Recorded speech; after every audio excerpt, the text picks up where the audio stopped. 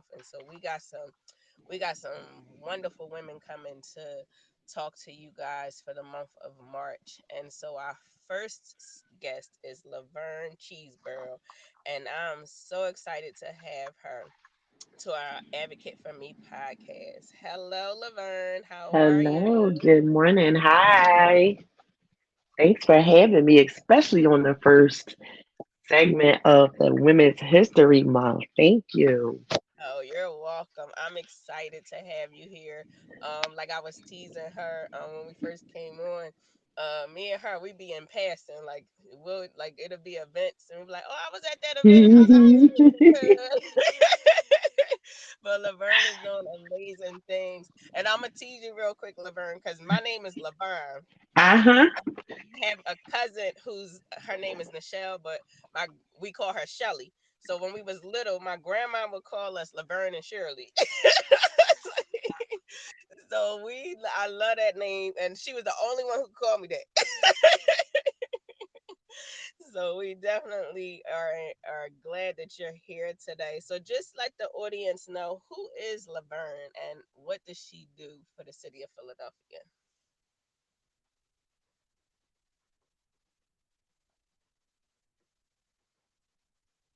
That's something that I always go through with people. Yvonne, Lavine. I'm like, my name is Yeah. Laverne, but Oh, they but don't you never hear always. the R. They hear the O. So I'm just like, okay. Sometimes I just let it go. Okay, I'm used to it. They just Mhm. get it wrong, but then I'm like, oh, it's Laverne. So yeah, I get Yeah. that all the time, Lavine or Yvonne. Yeah, that's funny. So you getting my name and I'm getting your Yes, name. yes. When I be at Chick-fil-A, they always put Laverne on my receipt, and I'm Wow, yes. awesome. But let's let the audience know, who is Laverne and how is she um like changing the world with these kids in Philadelphia. So just give us an intro of who you are. So my first love is childcare. I'm an early childhood educator in Philadelphia, in Southwest Philadelphia to be exact. I have a childcare program. It is in my home. It's a family group program, Heavenly Made Creations, and this was born in 2009. So I've been licensed in business since 2013, but I started in 2009. Over time that has grown tremendously. Like I set goals and I just continue to grow. But in from the very beginning, it's a low paid industry. It's an industry that's saturated, but many of us in this industry are on the islands. So advocacy was my first stop with childcare and advocating for the children, advocating for the families, and especially advocating for my peers. Um, and then over time in that, I have gotten myself involved in different organizations and stuff that allows me to advocate on a further level, where I go to Harrisburg. We speak to city council and our state reps and things like that. They come and visit. And then in 2019, we birthed the Family Childcare Coalition, which is an organization for family childcare providers here in the city. And we advocate as well to support the providers and help them with their stars when they want to grow in their program for quality.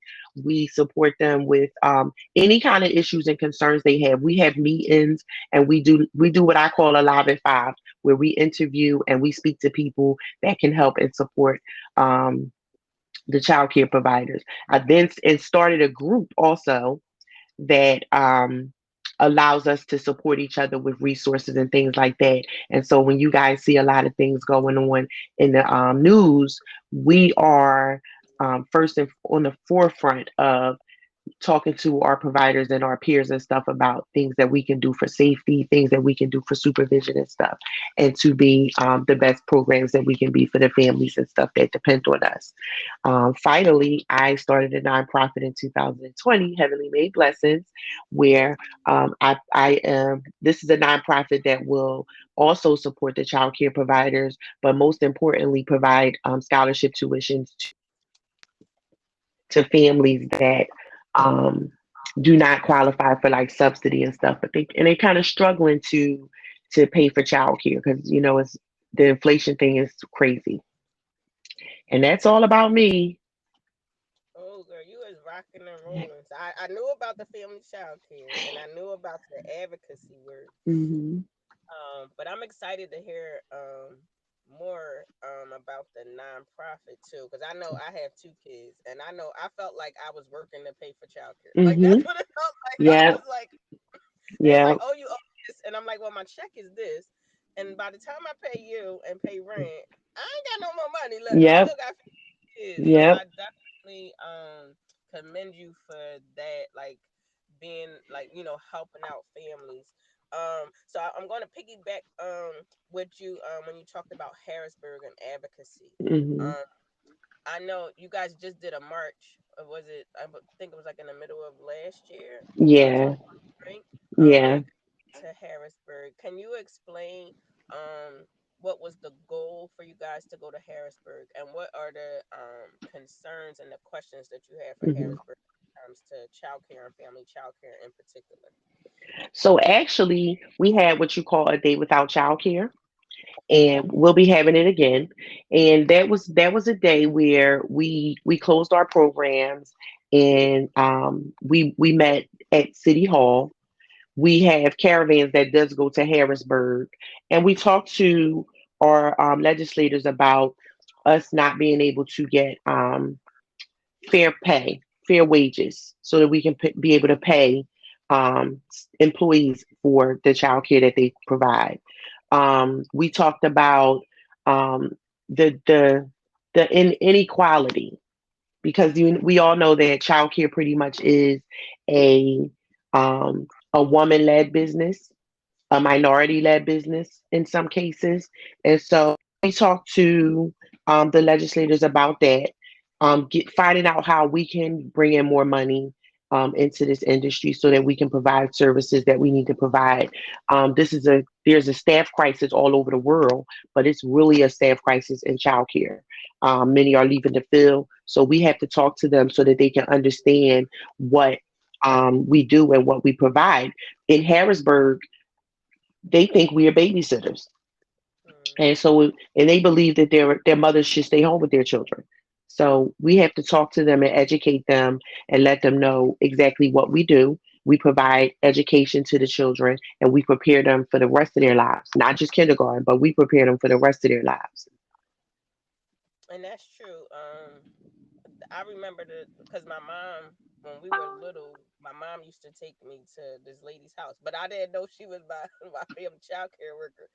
And Hmm. I remember her like teaching us, singing to us, like doing all those basic things. But I remember just that family atmosphere that she provided for us.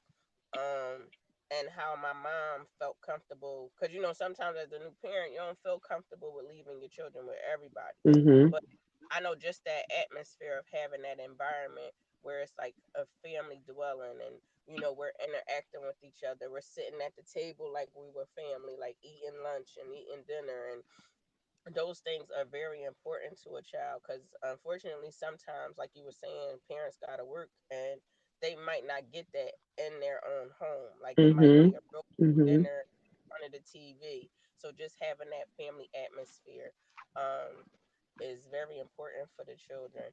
You Yes. talked about how um, the day that where you guys closed your childcare when the pandemic hit.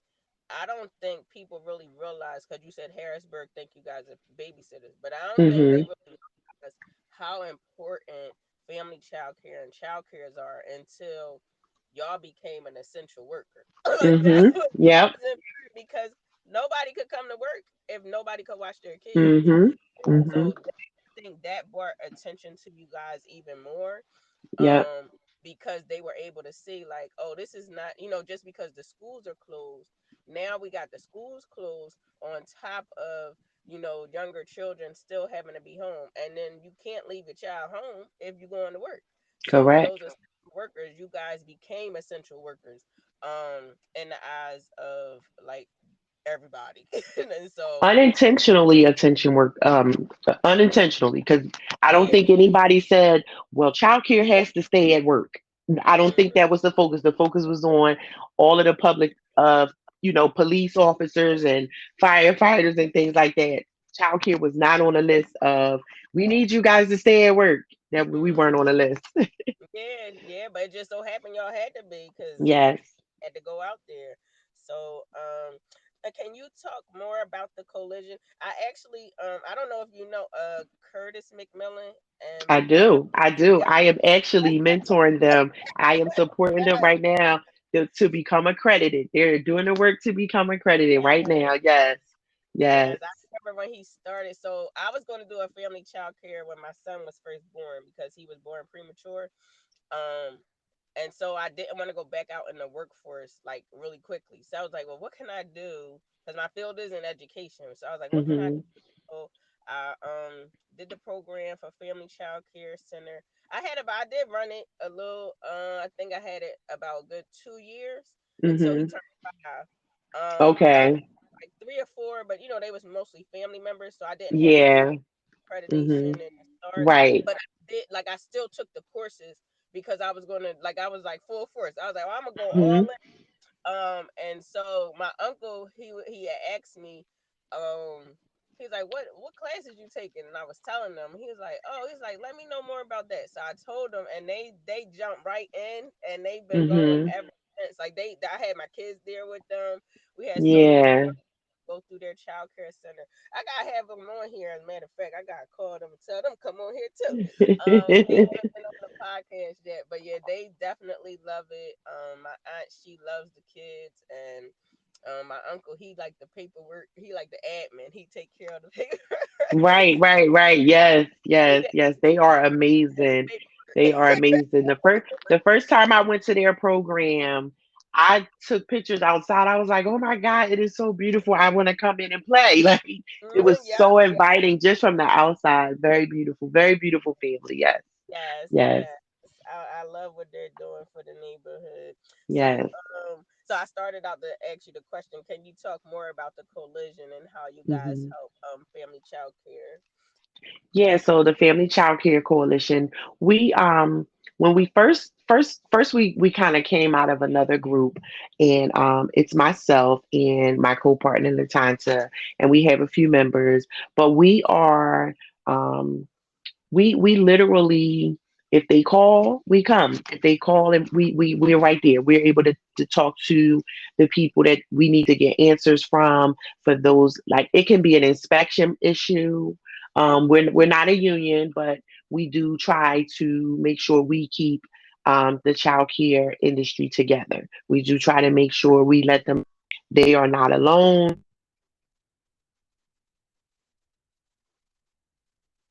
And that they can call us, if they need us for anything. Right now, we're having a sneaker ball in May because we also like to bring us together to have a good time. Most of the time we're having meetings and stuff, and we're in trainings, and we're with children, so we don't get to get dressed and let our hair down and just have a good time with each other. So we're having a sneaker ball in May, but yeah, we continue to do the work in the field. We continue to encourage the other programs and stuff to come on board so that we can be as one. And family child care is it's a large entity, in especially in Philadelphia. And Mm-hmm. so sometimes we get separated from the centers because they have a whole different type of look with childcare than we do. So for us, it's very important for us to make sure that we remain in the know, that we remain quality, so that there's no fight to close us down. We try to make sure we can just show everybody that we can be the same as the centers. We're not different from the centers. We're educators. We're not, just because it's in our home, we're not babysitting. We're educators, and we are giving the children curriculum. We are giving the families a model structure that, like you said, some of them don't have at home. So we're able to provide that. And so we just kind of make sure that we stay on top of supporting our peers and making sure that that continues to happen in the field. Awesome. Can you talk about the nonprofit? Like I said, I'm loving the Mhm. work that you're doing Mhm. because it is really a struggle. like you were saying with the inflation, like how that's going up, childcare is going up. I think at Mhm. one time I was paying, it was close to like $600 to $800, and that was Mhm. aftercare. They wasn't even in Mhm. the full blown like child care. Yeah. That was aftercare, and I was like, it was like, and I'm at that time I was a single parent, and I'm like, Mhm.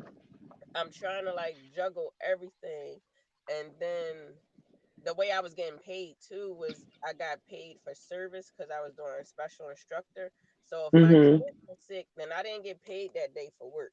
So my Right. check and everything was going to look different. If it was a holiday, Mhm. I didn't get paid, so my check looked Mhm. different. So those things take into a an account when you're working, if you're an independent contractor, if you're self-employed, or if you're employed, like those things come into effect. Like if you're sick, your check look a little different, but they still Mhm. want, they still got to manage their business. So I understood that. So I understood, like, I still got to pay all this, even if one Mhm. of my kids wasn't here, but also I still got to live. Like, so Right. it was Yeah. like, do I keep you in there or do I take you out? And so Mhm.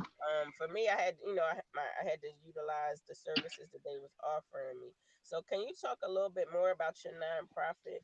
hmm Yeah, so that's how Heavenly Made Blessings was born. I started out with having like Thanksgiving drives and Christmas drives and things, just to service the community, book bag drives and stuff.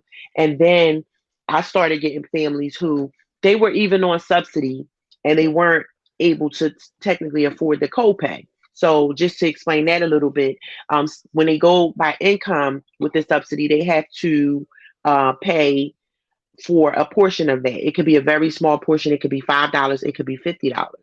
But for my program, we charge the balance. So like if I whatever I charge for my tuition, if subsidy doesn't cover that amount, the parents have to pay it. So it could be more than um $5 or $10 or $50. It could be $100. And so I always tell my parents, encourage them that's on subsidy, like count it all joy, because if you weren't eligible for subsidy, you would have to pay 100%. However, with subsidy, even if you do have to pay my balance, you're still paying less than 40% of your tuition. Sometimes they're paying 30%, 20%. And I always tell my parents that tuition is next to mortgage. Unfortunately, it's next to mortgage and food if you put it in your budget categories. But what I was thinking, I was watching how the subsidy family struggled to pay, but the families who were private pay never struggled to pay. They just paid because it's like I gotta work, so this is what I'm going to do. And I felt bad. I was like, this is not right because they really are struggling. Like if the income guideline is 50,000 a year and you make $50,005, Not then you eligible. don't qualify. Mm-hmm. And it's like I only make $5 over, and I always express it's not even the net that you bring home; it's the The gross growth. that you bring home. Mm-hmm. And so you don't even see that money that they're counting, saying you don't qualify. So I'm like, now that struggle is real. When you don't get no benefits, you don't get food stamps to help you pay for food. You don't get assistance with your electric bill and gas bill. You don't get assistance with your child care, but you have to work every day, and you are working every day. You really are. Um, of course, it could be something as simple as how you manage your money, but the reality is it could really be I just don't have it. And so for me, I'm just like, okay, I hate to have to turn a parent down because they're late paying, and I know they can't even afford the late fees because they can't afford the tuition itself. So what can we do to support these families? We can I can start a nonprofit, and this nonprofit will bring in funding and allow families to be able to get the support they need. However, it comes with a price. You can't just get money. We got to do something for money. So, I always want parents to know when you do this and apply for the scholarship, you have to do workshops. You have to do financial workshops. Some of the workshops can be around parenting, but you have to do workshops and stuff because at some point or another, the goal is for us to become self sufficient. So the Mm-hmm. workshop could be teaching you how about wealth and how to have streams of income and stuff like that. So you may be able to say, all right, well, my job is not paying for childcare, but I got this other thing over here that I'm doing that and I'll use an example. I sell paparazzi, and paparazzi is one of the proceeds from that goes to my nonprofit. So that I would say I'm gonna use my paparazzi money to pay my kids tuition. So we want to teach the families also how to manage their money and budget in a way, and create streams of income so that they would be able to provide those years of service for their children. And also, it allows us to not have to rely on the government so much, but we as a community, we can put into our community by supporting these families and stuff that may be struggling this way. Oh, I love it. I definitely love it. I wish you was here when they was little, because I definitely needed that. I think that's something that could be a component for Hmm. most child care centers, because they will help the family out so much, because Yes. it really is a struggle. And then it's like I know for me, like some days I was crying, like, do I buy food or do I pay the car? Hmm. Like I definitely Hmm. the struggle. So yeah, Hmm. I'm so happy that you're doing that for the families. Now, do they just have to be at your center, or can it be No. okay. No, this is something that can definitely be beneficial to other childcare programs. We just had a gala. We have an annual gala every year. We had our second annual gala in January, and we raise funds. We raise funds throughout the year so that we can provide these services that this country, this community needs. And again, it's if I'm always looking for sponsors, I'm always looking for donors, so this can continue to grow. Awesome, awesome. Now, I do have one question. So, Hmm. I work with children who have disabilities. And then my son has a special medical need, and I know when Hmm. he was younger, like he had the feeding tube. And like I said, he used to go to my aunt and uncle's house, Hmm. family childcare, and I know with their concern, it was like, oh, okay, he's coming here, he has a feeding tube, so I pretty much had to educate them on, like, how to work with him. He still ate by mouth, like food by mouth, but he Hmm. got the other additional feeds. So like his nurse would go there and make sure he got his feeds in the morning, Hmm. and then she would do his overnight feeds at night. But I know, because it's a smaller environment, like it is in your home, like Hmm.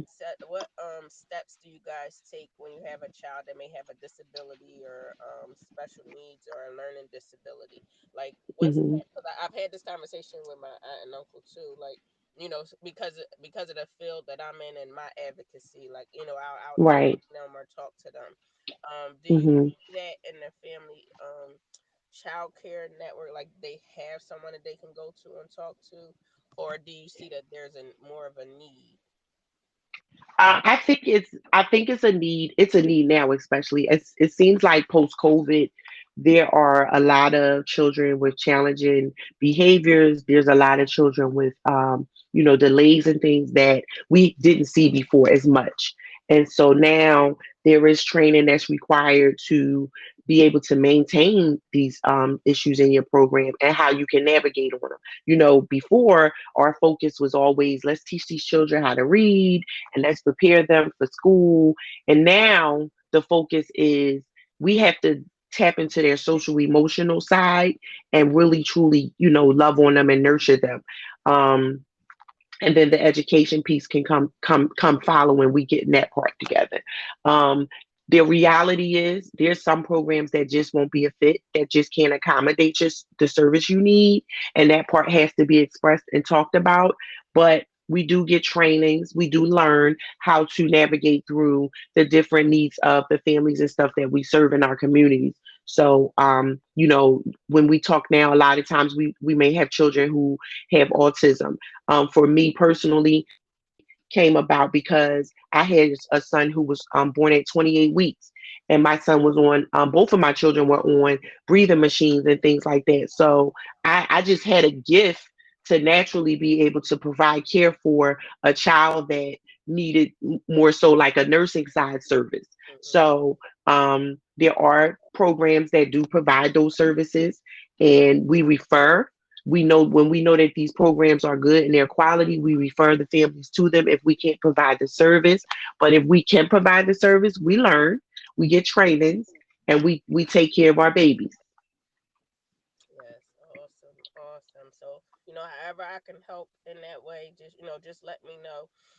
Like I said, because I have conversations with my aunt and uncle all the time. They'll call Mhm. me and be like, I have a question.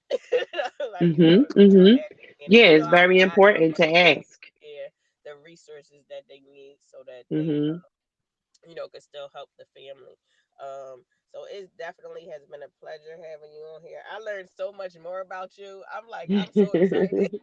I'm like so excited that you came on. Can you tell the guests, like the audience, how they can get in touch with you if they want to know more about the nonprofit, the coalition, or how they can, just be a sponsor and a Mhm. donor and help you in what you're doing? Mhm. So if you're looking for childcare, or if you want to learn more about my childcare program, you can find me at www.heavenlymadecreations.com. If you would like to be, if you are a child care provider, or you would like to donate to our nonprofits, you can go to www.fc3philly.org. And if you would like to donate or sponsor a child for child care tuition, you can go to www.heavenlymadeblessings.com. And that's how you can find me. I'm on all social media handles: Heavenly Made Creations, Heavenly Made Blessings, and the Family Childcare Coalition. Awesome. Well, Laverne, it has been a pleasure having you on here, and our stories are so similar because I didn't know that about your children's. Yeah, I mean, all three of our kids were born at 28 weeks. yeah. Uh, yes, so Wow. definitely, yeah. So we're gonna have you back on so we could talk about that. Yes, yes. Definitely, for both of us. But thank you for coming on today. To our listeners, thank you for listening. We hope that today the information that you receive, you'll take it and you'll be able to share it out with the world. Know that family child care centers, they are working. They are not babysitters. Trust me, I see them every day, and I see the impact that they have on the children and how they love on the children. And even though it's a smaller setting, they get to love on the kids even more. And then they still get to have that family atmosphere, like I said before, that family environment. Because sometimes our kids don't have that. So I applaud you. I thank you for everything that you're doing for the industry. And like I said, however I can support, definitely reach out. And to our listeners, continue listening, continue watching over us, and see what great things we have in store. Like I said, I'm back. Mentally, I'm back. So the team is working. I don't even know if I shared it on the podcast, but we have our special needs resource magazine. We launched that in October. So if you want more information, you can go to our website.